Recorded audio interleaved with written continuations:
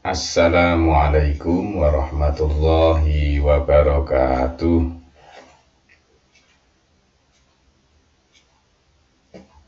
Marilah sebelum KBM kita mulai, kita berdoa bersama-sama. Bismillahirrahmanirrahim. Raditu billahi rabba wa bil islami dina wa bil qur'ani imama wa bi muhammadin nabiyya wa rasula. Rabbi zidni ilma warzuqni fahma. Amin ya rabbal alamin. Alhamdulillah bisa berjumpa lagi dalam suasana yang gembira. Mudah-mudahan semuanya sehat-sehat tanpa kurang suatu apapun. Kali ini mari kita perdalam kembali bab ke-7, yaitu tentang toleransi, rukun, dan menghindarkan diri dari tindak kekerasan.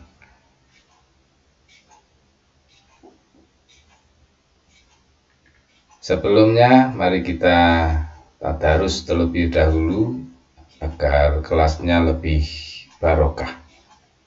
Mari membaca bersama Pak Guru. A'udzu billahi minasy syaithanir rajim. Bismillahirrahmanirrahim. Wa qulil haqqu mir rabbikum faman syaa'a falyu'min wa man syaa'a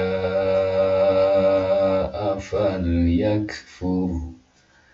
Inna a'tadna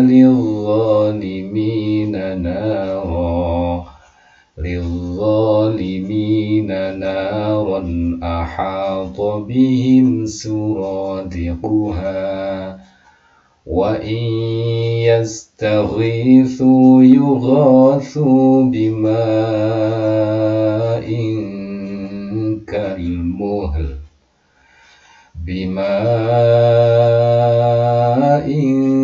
kalmuhl yashwil wujuh bi'sa syarab wa sa'at murtafaqa. Innal ladzina amanu wa 'amilus solihati inna la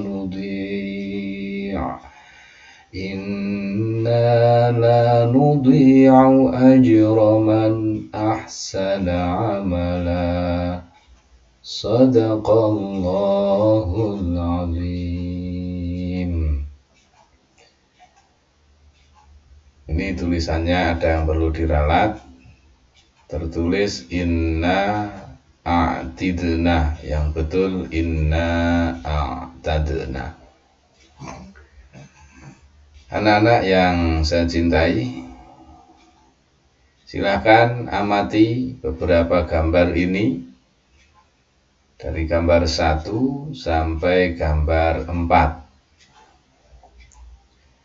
Bagaimana pendapatmu tentang gambar berikut ini dari 1 sampai 4 ini ketika dihubungkan dengan toleransi dan menghindari tindak kekerasan? Silahkan salah satu dari 4 gambar ini kamu komentari. Tulis komentarmu di kolom komentar. Satu saja, pilih salah satu gambar. Nah, maka video ini jangan di skip. Nanti di tengah-tengah video, di akhir, ada hal-hal yang perlu kalian tanggapi. Baiklah, yang pertama kita akan memperdalam tentang Quran Surah Yunus ayat 40 sampai 41. Di channel saya, di video yang lainnya, sudah saya beri contoh cara membaca ayat ini. Quran Surah Yunus ayat 40 sampai 41. Dan di awal pertemuan yang lalu, kita juga sudah menjelaskan secara ringkas tentang ayat ini. Hanya ringkas saja. Yang sekarang akan kita perdalam. Pertama, mengidentifikasi hukum bacaan tajwid. Coba amati contoh beberapa lafal yang dijelaskan hukum tajwidnya di tabel ini. Contohnya wamin hum. Ini disebut bacaan izhar halqi, bukan khalqi, izhar halqi. Mana yang menunjukkan bacaan tersebut? Ini karena ada nun sukun atau nun mati bertemu dengan ha, min hum. Jadi harus izhar atau jelas.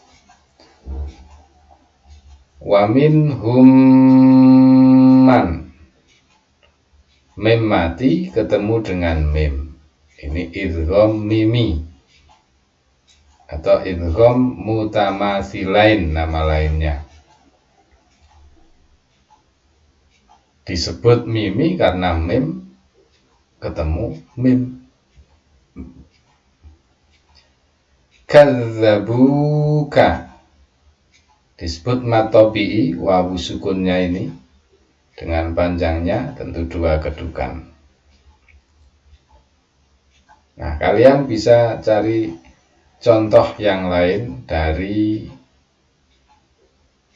Quran Surah Yunus ayat 40 sampai 41 ini.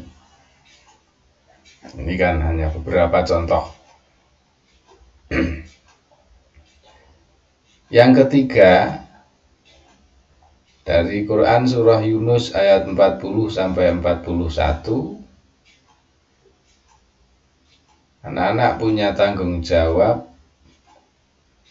mengetahui arti lafal per lafal. Ini contohnya. Wa minhum, dan di antara mereka. Fakul, maka katakanlah. Dan seterusnya dan seterusnya, banyak di sini. Agar kalian bisa membedakan antara arti satu lafal yang lain dengan yang lainnya. Karena ketika sudah digabung menjadi terjemahan penuh, itu yang namanya bahasa asing, baik Arab maupun Inggris, biasanya terbolak-balik.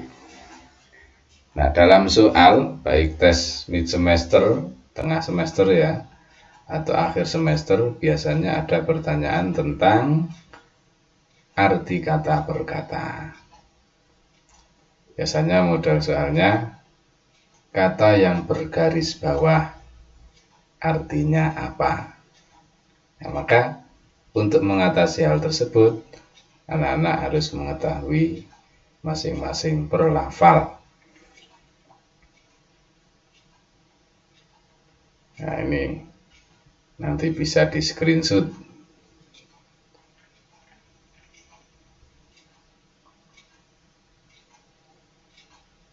Aktivitas 7.4, peserta didik membaca Quran Surah Yunus 40-41 per kata beserta arti dengan melihat buku. Setelah menguasai, maka melafalkan dengan tidak melihat buku. Jadi memang harus memahami. Coba kita lihat terjemahan secara penuhnya. Quran Surah Yunus ayat 40-41. Dan di antara mereka ada orang-orang yang beriman kepadanya, maksudnya adalah Al-Quran. Dan di antaranya ada pula orang-orang yang tidak beriman kepadanya. Sedangkan Tuhanmu lebih mengetahui tentang orang-orang yang berbuat kerusakan. Dan jika mereka tetap mendustakanmu, wahai Muhammad, maka katakanlah, bagiku pekerjaanku dan bagimu pekerjaanmu.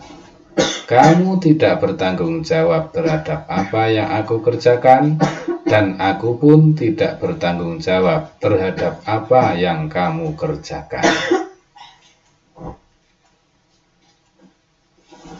Tafsirnya, tafsir itu penjelasan lebih detail lagi. Ini ada ilmu khusus tentang tafsir Quran. Tidak sembarangan orang boleh menafsirkan. Dalam kitab Tafsir Jalalain, maksud Quran surah Yunus ayat 40 adalah di antara mereka penduduk Mekah ada orang yang beriman pada Al-Quran. Hal ini diketahui oleh Allah, dan di antara mereka ada pula orang-orang yang tidak beriman kepadanya selama-lamanya. Tuhanmu lebih mengetahui tentang orang-orang yang berbuat kerusakan. Hal ini merupakan ancaman yang ditujukan kepada mereka yang tidak beriman kepadanya. Dalam kitab Tafsir Jalalain.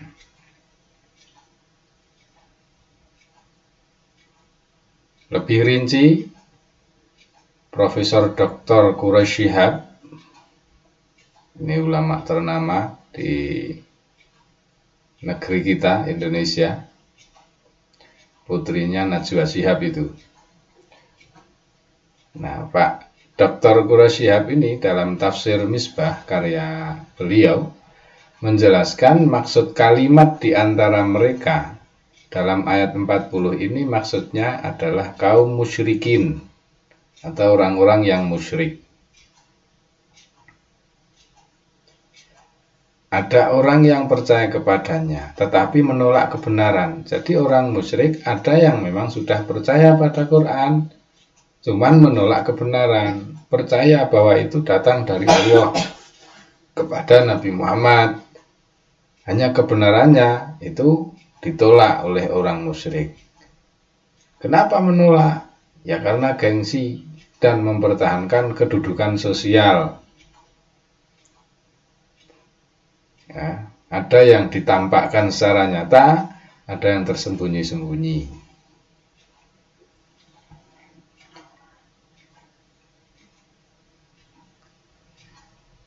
Dalam tafsir Jalalain, Yunus ayat 41, jika mereka mendustakan kamu, maka katakanlah kepada mereka, bagiku pekerjaanku dan bagi kalian pekerjaan kalian.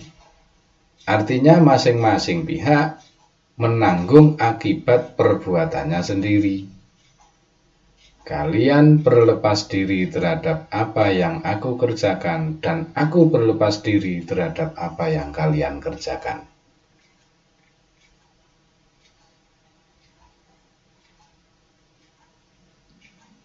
Dalam tafsir lain, misalnya tafsir At-Tabari,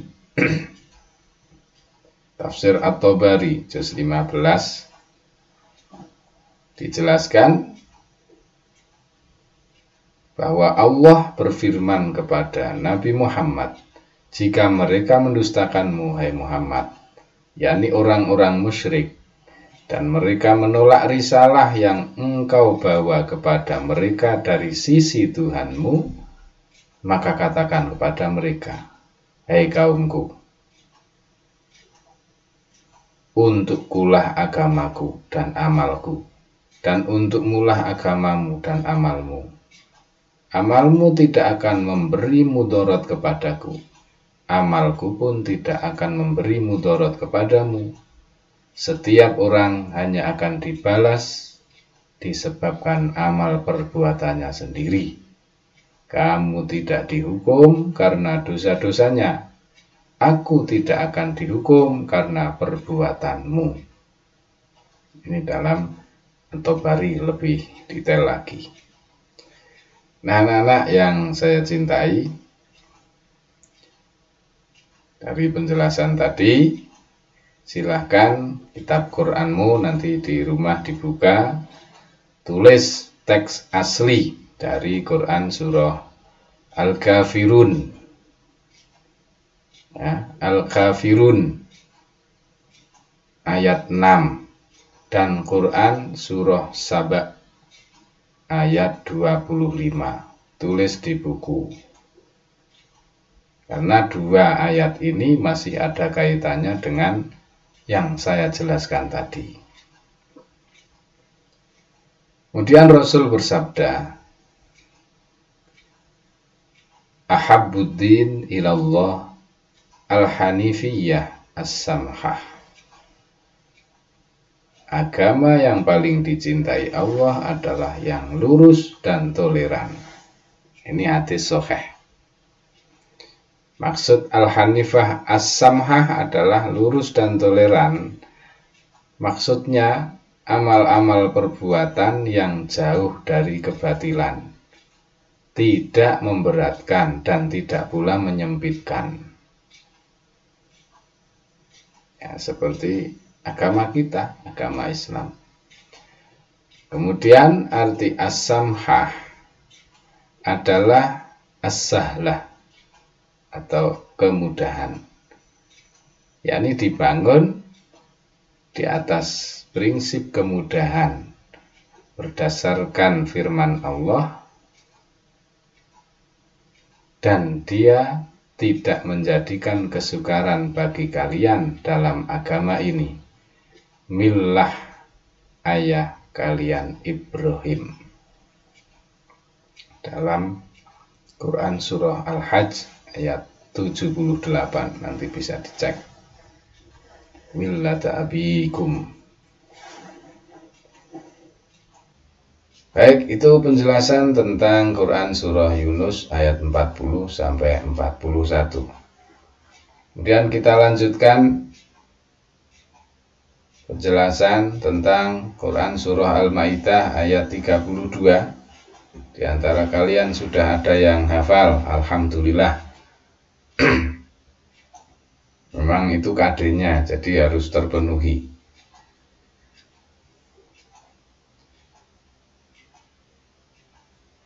Min ajli dzalika katabna ala bani Israil annahu man qatala nafsan bighairi nafsin aw fasadin fil ardh, dan seterusnya. Al-Maidah ayat 32 isinya tentang menghindarkan diri dari tindak kekerasan. Pertama, kita identifikasi tajwidnya. Sebagai contoh, ada kata katabna. Katabna, ba sukun. Ya, ini disebut qalqalah sughra. Sughra itu kecil. Kenapa disebut sughra? Karena huruf ba-nya berada di tengah kata. Kan ada 5, qaf, to, ba, jim, dal. Nah, ini ada ba mati. Kalau di tengah alias tidak di akhir kata, maka itu disebut sughra, kecil. Tapi kalau di akhir, kubro. Maka cara membacanya katabna, tidak boleh katabna, nanti malah salah. Bani Israil, majja ismu fasil. Manakah yang majja ismu fasil? Ini Bani, ya, yang ini loh. Yang Bani ya mati berhadapan dengan hamzah ini.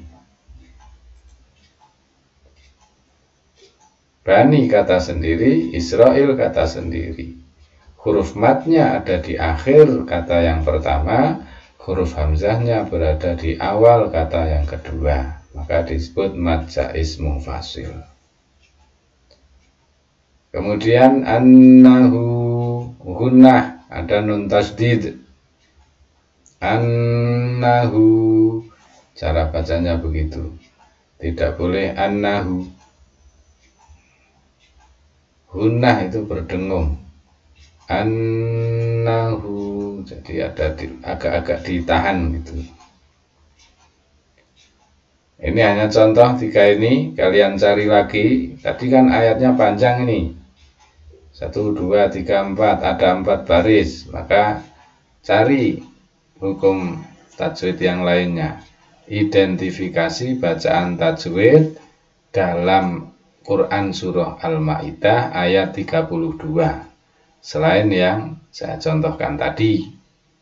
Kalau sudah ketemu, ditulis formatnya sama dengan tabel ini. Nomor, lafal, hukum bacaan, terus alasan. Sama seperti di surah Yunus tadi. Ya, ada tuntutan untuk menguasai arti per lafal. Dalam Al-Ma'idah 32 juga sama. Nah, agar lebih pinter lah, pinter. Mosok artinya dalika ra ngerti kan kebangetan. Min, waman, ini hal-hal sederhana ini kalau tidak dipelajari dengan sungguh-sungguh maka akan sangat tertinggal. Nih. Arti per lafal, nanti bisa di screenshot. Kita lewati hanya ini, tapi ada yang berulang, misalnya fi, di sini ditulis lagi fi, zalika tadi di atas sudah, di sini ditulis kembali. Nah, tidak banyak seperti yang kalian bayangkan. Ada beberapa kata yang berulang. Oke, kita lanjutkan. Terjemahannya juga nanti bisa dibaca sendiri secara lengkap. Kita langsung ke tafsirnya.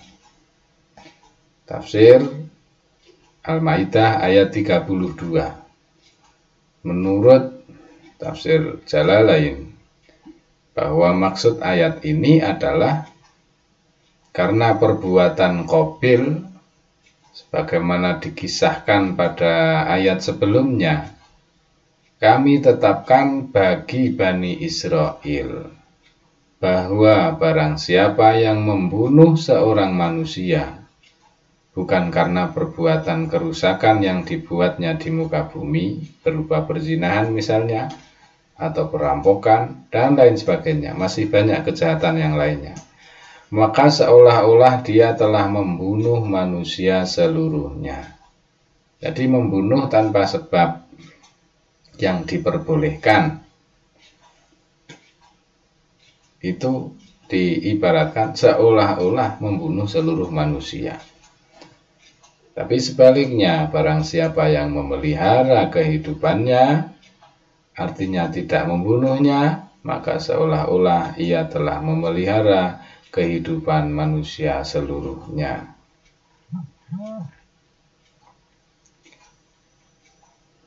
Sedangkan dalam tafsir Kemenak atau Kementerian Agama dijelaskan bahwa membunuh seorang manusia berarti membunuh semua manusia.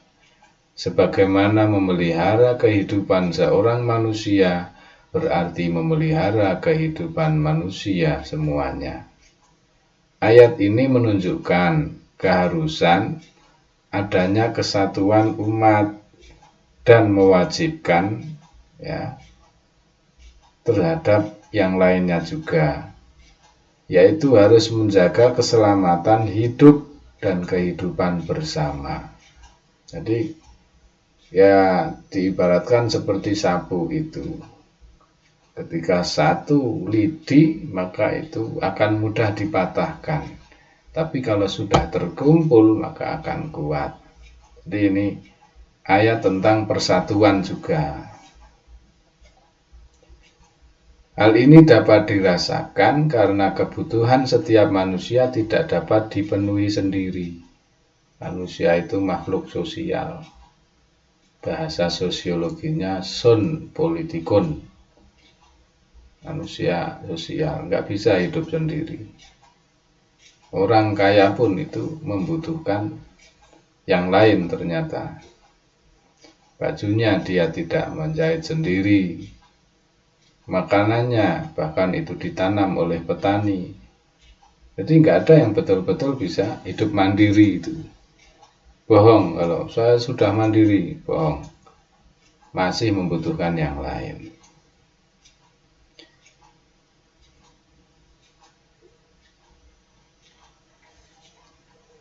Nah, dari penjelasan beberapa tafsir tadi menunjukkan bahwa dalam Islam itu dilarang melakukan tindak kekerasan. Bahkan memberikan isyarat untuk mengancam kepada saudaranya juga termasuk dilarang. Dalam hadis disebutkan, ini dari Abu Hurairah, yaqul qala Abu Qasim. Abu Qasim itu julukan dari Nabi Muhammad. Man asyara ila akhihi bihadidatin fa innal malaikah tal'anuhu hatta wa in kana akhahu li abihi wa ummi. Barang siapa yang memberi isyarat, misalnya mengacungkan senjata tajam kepada saudaranya, maka sungguh para malaikat melaknatnya, meskipun saudaranya itu saudara kandung sebapak dan seibu. Ora gampang ternyata. Ini hadis sahih. Jadi salah tuduhan orang-orang yang mengatakan bahwa Islam itu agama teroris, itu karena belum memahami dawuh-dawuh Kanjeng Nabi Muhammad. Ini salah satu contohnya. Rasul bersabda seperti ini, ya, bahwa malaikat melaknat kepada orang yang bahkan mengancam hanya kepada saudaranya sendiri, adik atau kakaknya, itu ternyata malaikat melaknat. Apalagi mengancam orang lain, mengancam agama lain. Jadi kurang masuk akal jika ada yang mengatakan Islam agama teroris. Kalau toh ada pengeboman dan ternyata setelah ditangkap ternyata dia ber-KTP Islam, itu hanyalah oknum, bukan agamanya yang salah, tetapi manusianya yang perlu disekolahkan lagi, manusianya yang perlu ngaji lagi. Nah, maka setelah kita mempelajari Quran surah Yunus ayat 40 sampai 41 dan Al-Maidah ayat 32, maka harapannya peserta didik dapat memiliki beberapa karakter toleransi dan rukun. Misalnya ditunjukkan melalui sikap bisa menghargai perbedaan pendapat dalam musyawarah. Cah kembar wae isine sirah beda. Apalagi orang lain, pasti pendapatnya juga berbeda. Lukisan itu kalau hanya satu warna tidak indah, maka perlu beberapa warna lain untuk indah. Jadi dunia ini tanpa perbedaan ya nggak akan indah. Ini harus disadari. Kemudian menghormati teman satu kelas yang berbeda agama. Alhamdulillah nggak ada ya di kelas ini, semuanya Islam, alhamdulillah.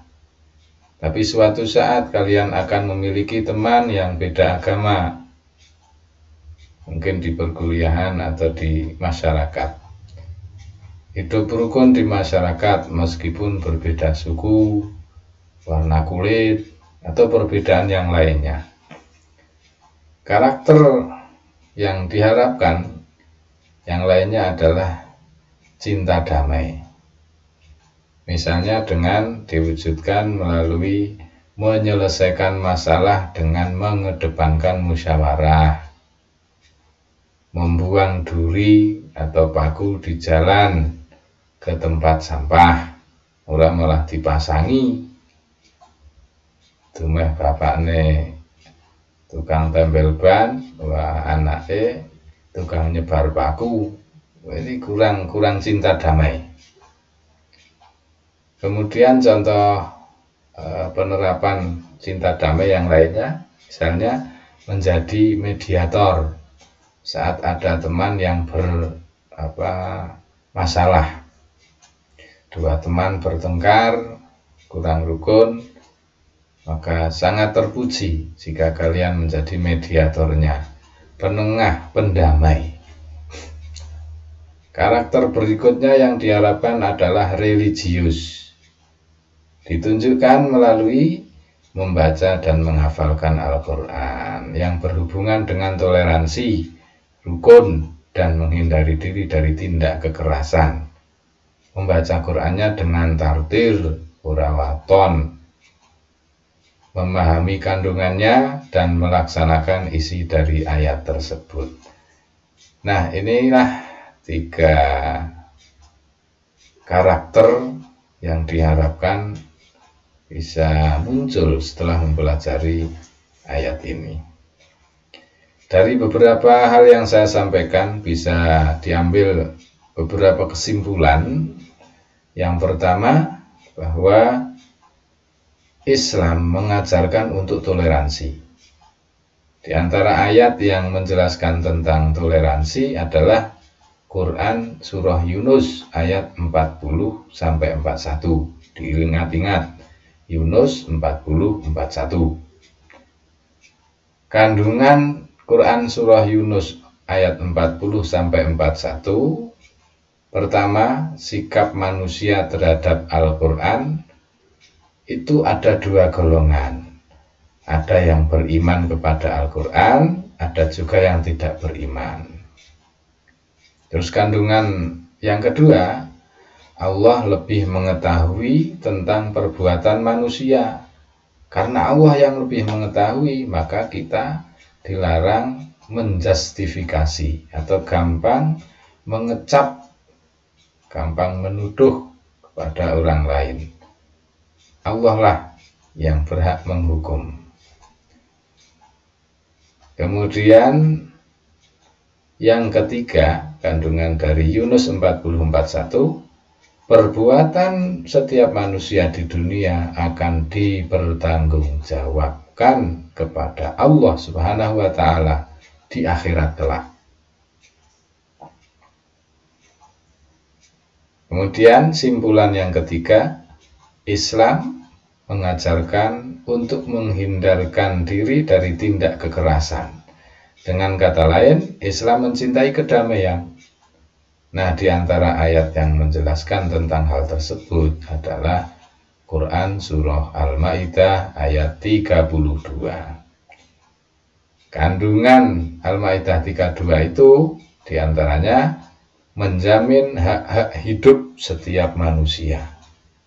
Hal ini sesuai dengan tujuan hukum Islam, yaitu menjaga hidup.